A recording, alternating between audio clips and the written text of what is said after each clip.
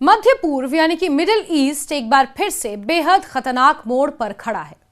America और Iran के बीच तनाव इस हद तक बढ़ चुका था कि दुनिया को किसी भी वक्त एक बड़े युद्ध का डर सताने लगा था। मिसाइल हमले, सैन्य ठिकानों पर जवाबी कार्रवाई और पूरे खाड़ी क्षेत्र में आग फैलने की आशंका साफ दिखाई देने लगी थी। लेकिन ठीक उसी समय सऊदी अरब, कतर और ओमान की सक्रिय और संतुलित कूटनीति ने हालात को बिगड़ने से रोक दिया। इन तीन मुस्लिम देशों की कोशिशों के चलते अमेरिका ने ईरान पर होने वाले संभावित हमले को रोक दिया और एक बड़े विनाश को टाल दिया गया। खाड़ी देशों के अधिकारियों ने 15 जनवरी 2026 को इस पूरे घटनाक्रम का खुलासा करते हुए यह बताया कि यह फैसला अचानक नहीं लिया गया था, बल्कि इसके पीछे कई दिनों तक चली गुप्त बातचीत और आखिरी वक्त की कूटनीतिक कोशिशें शामिल थी। अधिकारियों के मुताबिक ये एक ऐसा क्षण था जब थोड़ी सी चूक पूरे क्षेत्र को युद्ध की आग में झोंक सकती थी। अमेरिका और ईरान के बीच तनाव की शुरुआत ईरान में चल रहे विरोध प्रदर्शनों और सरकार की सख्ती को लेकर हुई थी। अमेरिका ने ईरानी नेतृत्व पर आरोप लगाया था कि वो प्रदर्शनकारियों पर अत्याचार कर रहे हैं और उन्हें मौत की सजा दी जा रही है। इसी के जवाब में अमेरिकी प्रशासन ने ईरान के खिलाफ सैन्य कार्रवाई की चेतावनी दे डाली थी। इसी चेतावनी ने हालात को और ज्यादा गंभीर बना दिया था। पूरा ईरान दो धड़ों में बटा हुआ नजर आया।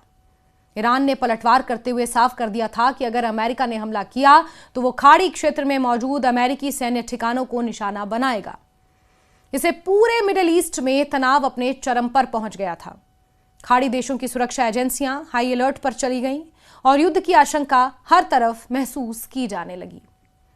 हालात की गंभीरता का अंदाजा इसी बात से लगाया जा सकता था कि अमेरिका ने कतर में स्थित अपने अल उदैद एयरबेस से सैन्य कर्मियों को हटाने की प्रक्रिया शुरू कर दी थी। यह एयरबेस मध्य पूर्व में अमेरिका का सबसे बड़ा और सबसे अहम सैन्य अड्डा माना जाता है। जब इस बेस को खाली करने की खबर सामने आई तो यह साफ हो गया कि अमेरिका किसी भी वक्त सैन्य कार्रवाई कर सकता है। इसी नाजुक समय पर सऊदी अरब, कतर और ओमान ने सक्रिय भूमिका निभाई। इन तीनों देशों ने खुद को एक सेतु के रूप में पेश किया, यानी कि एक ब्रिज के रूप में पेश किया और अमेरिका और ईरान दोनों से संपर्क साधा। खाड़ी देशों के अधिकारियों के अनुसार राष्ट्रपति डोनाल्ड ट्रंप के साथ लगातार बातचीत की गई। उन्हें समझाया गया कि युद्ध किसी भी पक्ष के हित में नहीं होगा। इन देशों ने ट्रंप से आग्रह किया कि ईरान को अपनी स्थिति साफ करने और तनाव कम करने का एक मौका दिया जाना चाहिए। इस पूरी प्रक्रिया को अधिकारियों ने आखिरी वक्त की कूटनीतिक जद्दोजहद करार दिया, जिसमें हर पल बेहद अहम था। बातचीत का मकसद सिर्फ हमला रोकना नहीं था, बल्कि पूरे क्षेत्र को लंबे समय तक अस्थिर होने से बचाना भी था। सऊदी अरब ने इस दौरान एक सख्त और साफ संदेश दिया। एक वरिष्ठ सऊदी अधिकारी के मुताबिक उन्होंने अमेरिकी नेतृत्व को चेतावनी दी कि ईरान पर हमला पूरे मिडिल ईस्ट को तबाही की ओर ले जाएगा और हालात किसी के नियंत्रण में नहीं रहेंगे। सऊदी अरब ने यह भी स्पष्ट किया कि ऐसा युद्ध तेल आपूर्ति, व्यापार और क्षेत्रीय सुरक्षा के लिए गंभीर खतरा बन सकता है। वहीं दूसरी ओर कतर और ओमान ने ईरान से भी सीधी बातचीत की। उन्होंने तेहरान को साफ शब्दों में यह बताया कि अगर उसने खाड़ी में अमेरिकी ठिकानों पर हमला किया तो पड़ोसी देशों के साथ उसके रिश्ते हमेशा के लिए खराब हो जाएंगे। यह दो तरफा दबाव बेहद अहम साबित हुआ। कूटनीति का यह प्रयास तब रंग लाया जब ईरान की ओर से अमेरिका को एक महत्वपूर्ण आश्वासन दिया गया। ईरान ने भरोसा दिलाया कि वो प्रदर्शनकारियों को फांसी नहीं देगा और हालात को और सख्त नहीं बनाएगा। इसी विश्वास को निर्णायक मोड़ माना जा रहा है, जिस पर राष्ट्रपति डोनाल्ड ट्रंप की प्रतिक्रिया भी सामने आई थी।